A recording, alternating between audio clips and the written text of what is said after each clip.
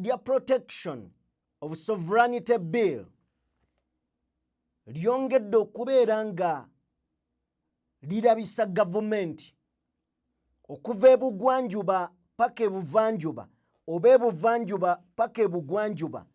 World Bank yaligaana, Banka ya Uganda enkulu yaligaanye, bannabyabufuzi baaligaanye, bannaddiini baaligaanye, bannamateeka baaligaanye, abalwanirizi b'eddembe baaligaanye. Finally, n'obwakabaka bwa Buganda olwaleero butaddeko eddoboozi lyabwo ne lyopoozinga oba ne bwopoozinga etteeka lino. Obwakabaka bwa Buganda buwadde ensonga lwaki tebusobola kusemba tteeka lino kubeerawo. Ensonga zaabwe bazisimbye era nga ddala zitegeerekeka. Waliwo awandiise n'agamba nti Ssaabasajja Kabaka awopoozinze Mwami Museveni tugenda kubeera nga tutuukayo eyo. Mu ngeri emu amawulire malungi era ga ssanyu okuva eri Personal Assistant wa Robert Kyagulanyi Ssentamu, mukyala we Fauzia ayimbuddwa, finally ateereddwa olunaku olwaleero. General Yoweri Kaguta Museveni asayininze amateeka 8 agataddeko omukono, wabula tugenda kwogera ku tteeka erya copyright. Tugenda beera nga tulyogerako ery'ebiyiiye mu ggwanga oba ba artist mu ggwanga, era nga wetwogerera kati babuukira oba basambira nnyuma nga jjanzi. Tugenda beera nga tutuukawo tubitunuulire. Poliisi ekutte abagambibwa okubeera abamenyi b'amateeka oba abazzi b'emisango abasoba mu 2, era omwami wo bw'oba nga tomulabaka ng'abadde azinga akaboolo mu kamwa ng'alya greens zino eza PK. Muganda wange sooka otuukeko ku poliisi eyo olabe, ayinza okubeera mu abo. Abantu kikakasiddwa nti 23 be bafiiridde mu mazzi e Kagadi. Bwe twabadde tukuwa emboozi emisana twakutegeeza nti waliwo abantu abafiiridde mu mazzi naye tetwabadde na muwendo gw'abantu, wabula kikakasiddwa nti 23 be baakafa. Omuwendo gukyayinza okweyongerayo nga bwe tugenda okubeera nga tulaba emboozi eno. Munzikirize nkolemu bwe nti katono, then nzije tusimbule.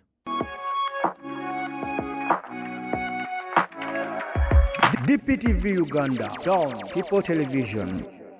Weewaawo mbaanirizaako nate ekiro ky'olunaku olwaleero. Munzikirize mbabuuzeeko nti osiibyeyo otya yonna gy'osinziira okubeera ng'otugoberera, naddala bwe tuli mu budde bwe bumu. Naye mmwe abakyusa ku budde, waliwo abazuukuse obudde buno, tubagamba nti tubaagaliza birungi byereere, olunaku lwe batambulye bulungi. Abannyuse nga muvuddeyo ku mirimu mukuliko eyo. Mwebaze Katonda asobodde okubeera ng'akujja ewaka n'akutwala ku mulimu ate n'akukomyawo. Bangi abaaseetudde ekigere ne batatuuka ku mulimu, baabuwe n'ewaka ne batadda. Kale nno weebaze Katonda kuba si magezi go wabula kusalawo kwe. Nzikiriza nkusabe n'obwewembeefu obw'ekitalo, vidiyo ogimpeere like, eyakatwegattako genda maaso n'okubeera ng'ate osubscribinga. Bingi ogenda beera ng'ate obiwulira. Tutambula na Sheikh Ashraf, omusomi ate era omulombi wa dduwa. Munoonyeeko mukwano gwange gw'ayina ebizibu eby'enjawulo asobole okubeera nga akuyamba. Era asangibwa ku nnamba y'essimu eri ku screen y'esembero 711, abeerawo okubeera ng'akutaasa mumujjumbire, mumwekwate, ensonga etambulire ddala bulungi. Weewaawo nzikiriza nkutegeeze ne kuba Ndiga Construction Solutions. Bano nno bo bakugamba nti mu kuzimba oba okuddaabiriza enju eyo gy'olimu gy'olaba ng'enkadde, ensonga zino bazikolera ddala tebeebuuza bo bebeebuuzaako era nga basangibwa Lweza okuliraana Nikani Resort Hotel. Osobola obbakubira ku ssimu yaabwe esembeyo 222 awo wansi ku screen yo. Nzikiriza tuveewo tugende butereevu nnyo tutandike ne personal assistant wa Robert Kyagulanyi Ssentamu. Amawulire malungi. Njagala kutegeezaako gwe wenna agenda mu maaso n'okutwekkaanya nti omukyalo oyo gw'olengera ku screen yawambibwa oba yakwatibwa okuva mu maka gaabwe n'abuzibwawo ab'ebyokwerinda era ffenna twabalaba nga bambadde ebyambalo by'abakuumaddembe. So mukadde kano tufunye amawulire ako ke kali akatambi ng'awambibwa amaze ebbanga. Kino kyo kyewuunyisa nti omuntu atwalibwa ne bamuteeka eyo nga baagala bbaawe nga si munnabyabufuzi omukazi, baagala bwagazi bbaawe n'abuzibwawo okumala ebbanga. Bannamateeka ne batuuka n'okugenda mu kkooti ne bawandiika oba ne bassaayo ekiragiro ekyo ki habeas corpus mumuleeta oba mulamu oba mufu ne bagala tetumulina. Naye ng'ebitongole by'okwerinda byamutwala bambadde yunifoomu, abalala bali muleeya n'emmotoka ezitakyali awo nti era bw'owulira nti drone ye yamututte ogamba bugambe Mukama taasa yamba mumanya abamututte. So ebbanga libaddewo ddene wabula finally omukulu avuddeyo n'agamba nti njagala okutwala omukisa guno okwebaza bannayuganda bonna abayimiridde nange mu kaseera akugezesebwa abavuddeyo ne mu raising amaloboozi gammwe ne mwogera abansapootinze okuyita ku ssimu nga munkubira nammwe abavuddeyo okubeera nga oba oliawo mubeerera eddoboozi mukyala wange ne mumwogerera. Okufaayo kwammwe ebikolwa byammwe bitegeezezza kinene nnyo mu kuteebwa kwa mukyala wange era n'agamba nti embeera eno tugiyise mu kaseera akazibu era mukadde kano mukyala wange ateereddwa.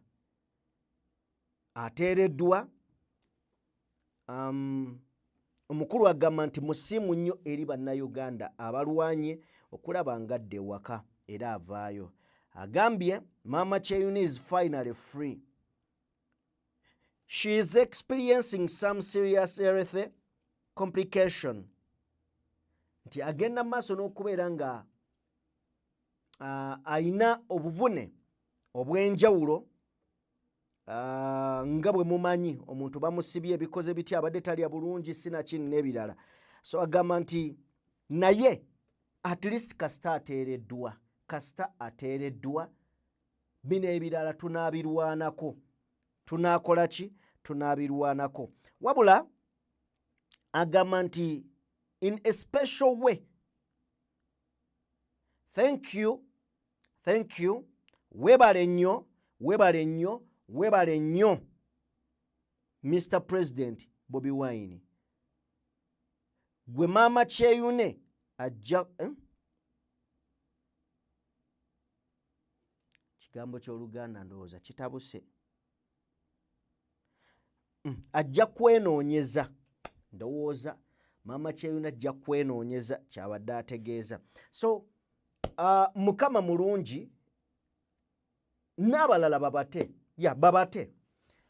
n'abalala babate cause oyo tebamuguddeko musango guli awo n'abalala babate. Kale kiyinza okubeera nti kibaswaza okugamba nti omuntu mutadde buti twamukwatira bwereere ne kale musinzire ku bbanga eryo lye mubasibye mubate. Kale tuveeyo eyo tugendeko ebulange Emmengo. Emirundi mingi bannayuganda oluusi bayinza okusaba amaloboozi g'abakulembeze b'ennono ne gabula ne basaba amaloboozi g'abannaddiini ne gabula, ne basaba amaloboozi ag'abantu abandibadde ab'enkizo mu ggwanga ne gabula. Naye etteeka Protection of Sovereignty Bill ligasse buli muntu. Ndabye bannaddiini bayomba okamala obumazi. Era ndabyeko abagamba nti abannaddiini ewatali kufuna kwammwe temuvaayo. Bakutte mu nsawo kati muvaayo. Naye ekikulu si kyakukwata mu nsawo y'ani, ekikulu kukwatira wamu. Lino etteeka lireme kuyisibwa. Ate nga amazima gali nti lisomeddwa emirundi 3. Bwe giba 3, next week teweewuunye etteeka lino nga baliyisizza. Kubanga nagambye Antony General Kiryowa Kiwanuka yagambye kale tuwulidde amaloboozi gammwe mwenna, tugawulidde, naye ekyo tekigenda tulobera kukola kye tuteekeddwa kukola. Meaning that aboogera ne bwe bazze bawulira bye boogera abakulu babiwulira naye tebabitegeera. Bo balina bye bategeera ebyabwe. So ne Obwakabaka bwa Buganda bwagala gavumenti eya wakati esuule mu kasero ebbago ery'etteeka ku bwetengereze bw'eggwanga, kubanga terijjaayo bulungi birungo bya bwetengereze obwogerwako. Era ebirowoozo biteereddwa ku kiwandiiko ekiweerezeddwa ewa Ssaabawolereza wa gavumenti eya wakati Kiryowa Kiwanuka yennyini. Ekiwandiiko ekiweereddwa Kiryowa Kiwanuka kino kifulumiziddwa Ssaabawolereza wa Buganda y'oyo. Kakati Ssaabawolereza wa gavumenti eya wakati asindise ekiwandiiko eri Antony General Ssaabawolereza wa gavumenti. In fact, Ssaabawolereza wa gavumenti ya Buganda aweereza ekiwandiiko Ssaabawolereza wa gavumenti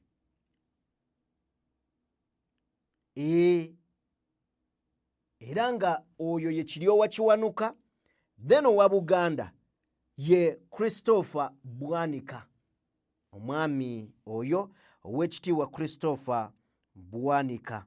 So Buganda evuddeyo nekola okulabula ku tteeka lino, era n'amaanyi agaddala. Buganda bwe babadde boogera ku nsonga zino, ow'ekitiibwa Christopher Bwanika ategeezezza nti tewali kubuusabuusa. Ensimbi eziva ebweru w'eggwanga, ebbago lino gavumenti egezaako okunnyonnyola kirungo kitono nnyo, kinafu nnyo okunnyonnyola n'okukonvinsinga eggwanga ne bannansi okukikkiriza, kubanga ne bwe buba Bwakabaka bwa Buganda, bigambo bibadde by'Oweekitiibwa Christopher Bwanika nti ne bwe buba Bwakabaka bwa Buganda tubeera mu zi birthday run. Abantu b'abeeno okuva emitala w'amayanja basindika ssente wano okugula ebikozesebwa, okugula ebintu eby'enjawulo. Kale etteeka lino singa liyita ligenda kugira ebintu bingi eby'enkulaakulana oba ebireeta enkulaakulana mu ggwanga, n'Obwakabaka bwa Buganda ne bukwata etteeka ne libuwummuza mu kasero ebbali ne bawanduula eri. Kitegeeza Ssaabasajja Kabaka lino etteeka aligaanye. Kyova natandise ŋŋamba kinaava eri gavumenti, kinaava eri abakulu okuvaayo ne bagamba tubawulidde mwenna, ne bye mwogera temubitegeera, ffe tutegeera. Era kinaaba kiggyeeyo bulungi amakulu nti interest y'etteeka lino si y'Abannayuganda. Lwaki? Bwe kibanga World Bank egamba nedda, nenga gye mwewola. Bwe kibanga Bank of Uganda egamba nedda, nenga yeevunaanyizibwa ku ssente z'eggwanga.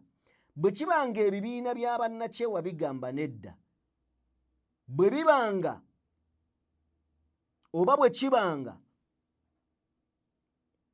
bannaddiini abatutwala mu myoyo nga bagamba nedda, n'Obwakabaka nga buvaayo ne bugamba nedda, ani omulala gwe muba mukyebuuzaako? Of course eggwanga lyonna, abantu bonna mu Uganda bakiikiriddwa, bagaanye. Bwe munaliisa lijja kubeera lyammwe. Ago ge mazima, lijja kubeera lyammwe. Era tunaategeera nti ebyammwe kati bya buliisa maanyi, so si kweyagalira. Byebyo ebiva eri Obwakabaka bwa Buganda. Then ndowooza tugendeko eri General Museveni, but tusooke n'abayimbi. Ebbanga ddene abayimbi bazze bayaayaanira copyright. Copyright law, copyright bill. Olunaku olwaleero Mwami Museveni asayininze amateeka 8 ne katwogere ku copyright law. Saagala tuyingire nnyo gye tutategeera, tujja kuyita omuntu olunaku olw'enkya, then atunnyonnyole amateeka gano agaateereddwako omukono Mwami Museveni. Jjukira amasiga gaali 3. Waliwo judiciary, parliament ne executive. Parliament yeebaga amateeka, then ne gagenda eri executive, kuba kati lino erya copyright. Parliament yali kubaganyako ebirowoozo nekkiriza era ne baliisa. Bwe baliisa ne ligenda eri executive, ne lirinda executive bagamba ki, Mwami Museveni waalisaako omukono bweppa, ne liryoka lifuuka etteeka erijjudde. Kati tteeka erijjudde, tteeka erijjudde kitegeeza essiga liri eddala erya judiciary ekiteereddwako wano omukono, kakati ekiddako enforcement na biki. Bwe bakutwala mu kkooti, etteeka gye liri era lyasayiningibwako pulezidenti, bakuvunaana. Essiga eddamuzi ddyo lirinda kivudde mu paalamenti ne kijja wa pulezidenti ne kituuka ewaabwe nga lifuuse etteeka, bo ne bakwasisa amateeka. Oba ntegeerekese? So mukadde kano njagala osokotwe ku Eddie Kenzo ne bayimbi banne ku paalamenti.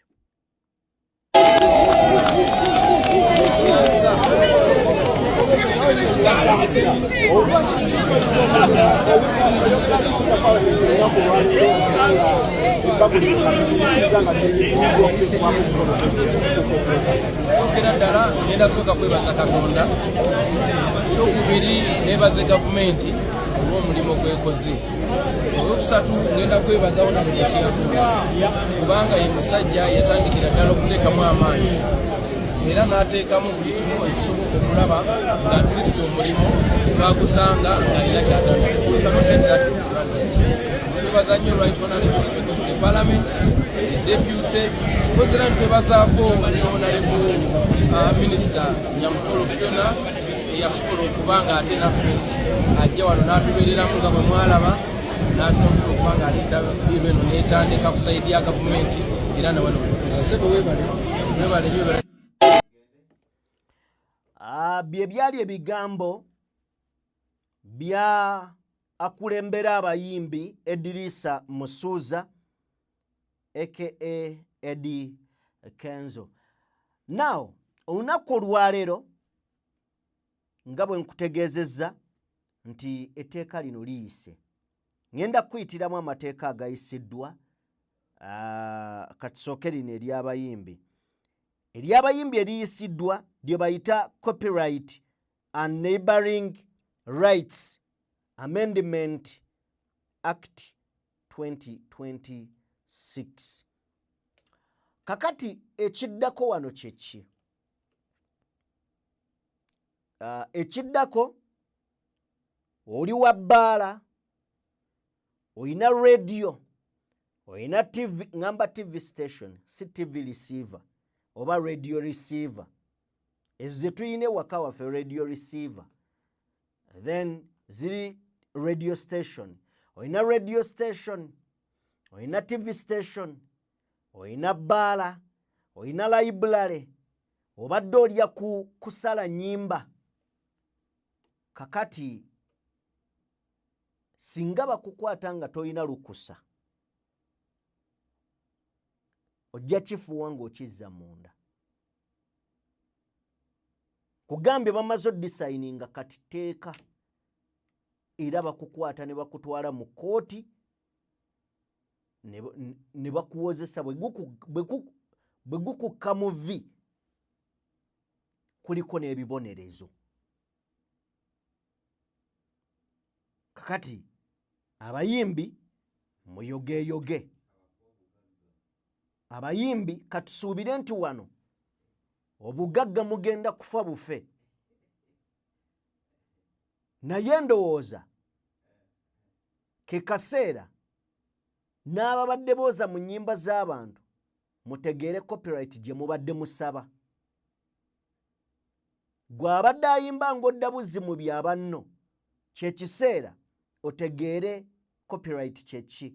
Kuba oyinza okuba obadde ogisaba nejja nga yegwe omu ku batagenda giganyulwamu, kubanga ebbanga lyonna obadde oganyulwa mu biyiiye by'abalala nga gwe obyefumbiramu ng'ebibyo. So muyogeyoge abayimbi, tubaagaliza birungi, ndowooza kye kiseera mulye ku ntuuyo zammwe bwe kinaaba nga kisobokedde ddala bulungi. Then njagala osooke otuwe ku Eddie Kenzo akatambi ako nzije aka Eddie Kenzo ku stage. Bwe banaaba batusibye obanga obuzibu butuuse mujjanga ne mutusabira ku ssaala. Ekyo kyokka kitumala ffe ne tukyagala kirala. Ssaala yokka si bwe kiri. Mukama yeebale. Nze ndi mugumu era temweraliikiriranga si bwe kiri. Obwana bwange mujja busigaze in case of anything. Kubanga siri wa fujjo, ndi musajja mulungi. Just nsaba bwenkanya naki? Baani abakyanjagala ku stage eno bangende. Owa video kwata obubaka buno. Obutuuse. Wakola ki? Nandibadde nnyina ekiteeso toyite tuteese mukungu kubanga amazima gali nti amaziga gayiika mu ggeto abantu bafe ejjinja tewali ayamba emyezi gigenda mu 9 tewali asasulwa tuli kunje omwana bwaffe tebusoma nekyokulya kibula bw'oyogera mbw'oyogeddeko emiggo gikwata mu lwenda abasajja bali yaroga nti abo wanika kati njagala tumekinge gye bayita awareness. Omuntu aba nofukamira afukamidde naye gwe beerawo oli wanike emikono mpola. Nze mbagamba enkola ekyukemu. Ekola etya? System volongoto. Wamagamba volongoto. Neno system volongoto. Neno system volongoto. Abeyo volongoto. System volongoto. Wamagwe volongoto. Awo. System volongoto Edirisa Musuuza agamba nti abasajja bali arrogant abo. Asobola okubyogerera kati. Yazaala omwana. Omwana ajja mwogerera nti ki? Tata yalya. Kakati yoli be bayita ba mijjulo. Toyina ky'omwana n'omunyegako kati. Kyasobola okukuliisa tekyogerekeka. So, ye Eddie Kenzo, abasajja baakoma okubeera arrogant. Baakoma oba ennaku zino okuva yayiga okutuula ku dining nabo bye boogera takyabiwulira. Ayinza okubeera ng'ali eyo nga tabiwulira. But anyway, ekyo bwe kityo bwe kiri. Abayimbi tubaagaliza birungi era tubaagaliza bisima kubanga kino kibadde kirwanwako. Era nzijukira Robert Kyagulanyi yavaayo n'agamba nti Mwami Museveni bw'abanga abaagala akwate abayimbi akole ki? Abawe copyright. Kigwe akwate abawe copyright. Era Bobi Wine n'ateekawo Dr. Hilderman atambuze ensonga eyo eya copyright. Good enough. Eddie Kenzo amu appreciatinze olwa olugendo lwe yatandika okubeera nga lugguse. Katugende Mwami Museveni asayininze kuteeka lye bayita National Drug and Health Products Authority Act 2026. National Drug and Health Products Authority Act 2026. Energy Efficiency and Conservation Act. Energy Efficiency and Conservation Act nalyo liyise. Non-Performing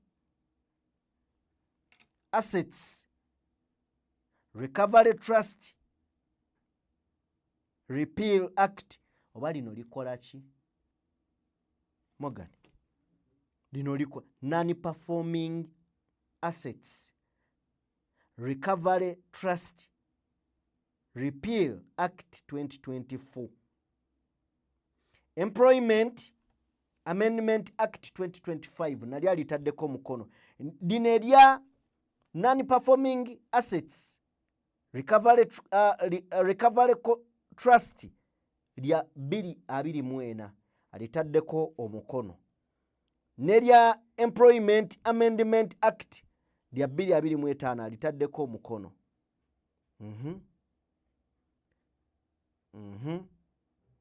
Forensic and Scientific Analytical Service Act 2026. Gano go saagala nkulimbe. Simanyi birimu. Yadde n'akatono. Nali alitaddeko omukono. Public Enterprises Reform and Magistrate Courts Amendment mateeka 8. Tunaleeta omukugu n'agannyonnyola kuba tekigasa nagayitamu nga simanyi na kye gategeeza. Si bwe kiri? Simanyi kye gategeeza. Tujja kuleeta wano omukugu agatunnyonnyolemu bulungi tulabe. Away from that side nzikiriza tugende butereevu nnyo Kabalagala. Tugende Kabalagala eri police n'ebitongole ebikuumaddembe ebyegattidde awamu okulaba nga biwenja abakyala kimpadde. Lwaki babatuuma bakyala kimpadde? Simanyi, sikitegeera lwaki babatuuma bakyala kimpadde. But okusinziira ku kyolengera ku screen, poliisi y'e Kabalagala ng'ekulembeddwamu komanda amanyiddwa nga Sidini Aikoyo akulembeddemu enteekateeka eya operation eno mu bitundu ebya Nsambya West, Buyondo Zone n'ebitundu ebyetooloddewo.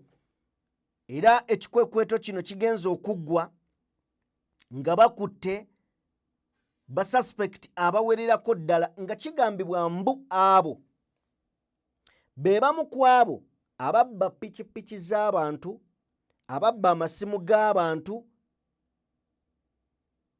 n'ebikolwa ebirala ebikolebwa ku bannansi ekiro n'emisana ku kkubo. Era ne bongera ne batutegeeza nti enteekateeka eno egendedde ddala era ekyagenda mu maaso okwetooloola ebitundu bya Kampala.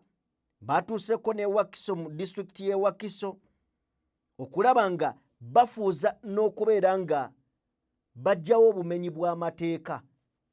Kakati oyo yenna namungi w'omuntu gw'olaba ssebo oba nnyabo,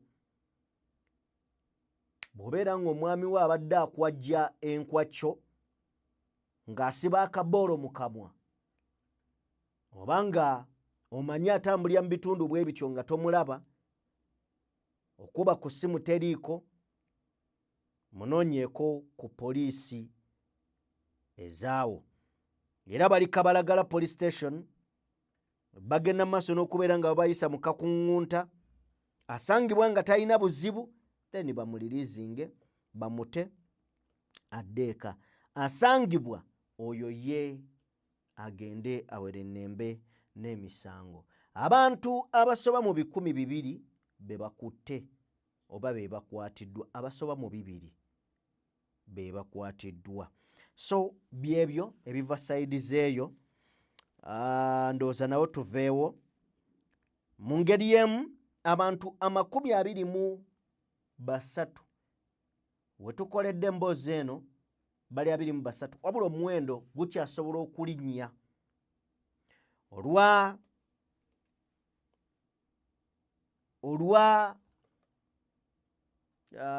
bakiyita batya,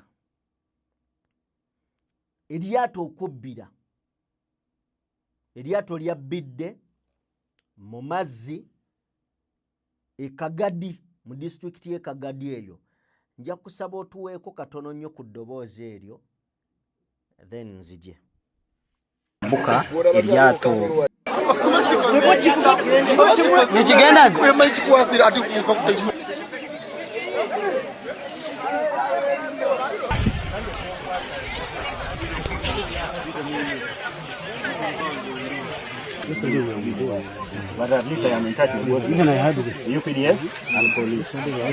abantu bakuhingura 35 bagwiremu ekiro ekyanyomwazo ne baruga mu disitulikiti ya Kifube kandi aho babiri bakorera emirimo yabo.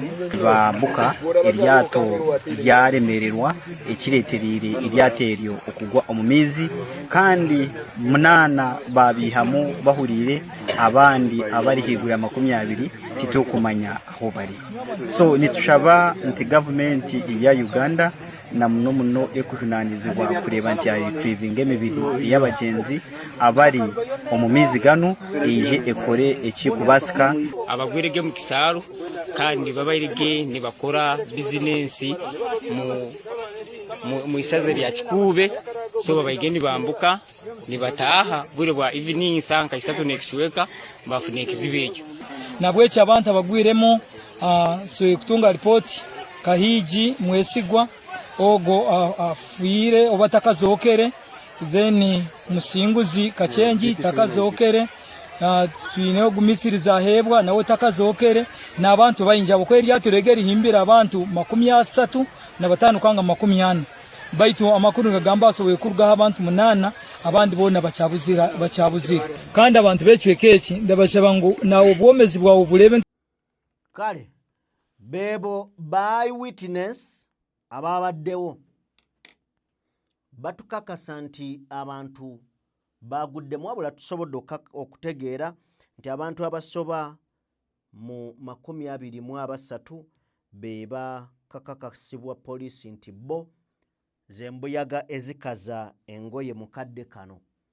So tusaasira emyoyo gy'abagenzi Omukama agiramuze kisa abasaasire ebyabasobako.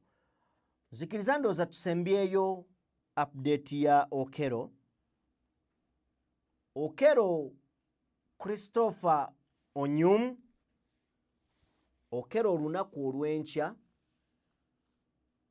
omulamuzi lwagenda okutyemula omusango gwe. Atubuulire Okello bamusonyiye yawangudde omusango oba gwamumezze. Era ruling ya Okello olunaku olw'enkya